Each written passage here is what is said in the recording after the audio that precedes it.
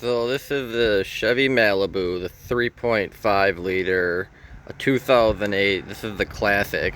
This is where your coolant temperature sensor is located and how to replace it. So there's your engine. I got the cover off. That just pops off.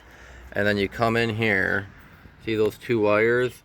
And then down in there on the block, focus, is your coolant temperature sensor. It's got the two wires. You just unclip that and unscrew it. And I thought my gauge, my coolant temperature gauge, wasn't working, so I assumed that it was the coolant temperature sensor, but it was actually the thermostat causing the thing not to register and then causing the AC not to work. So if you are replacing that because your gauge isn't working, make sure it's not your thermostat and not the engine coolant temperature sensor.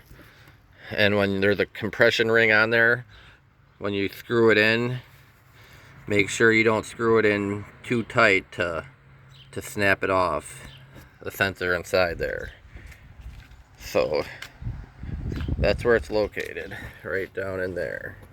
I think that's a 19 on there to get it out.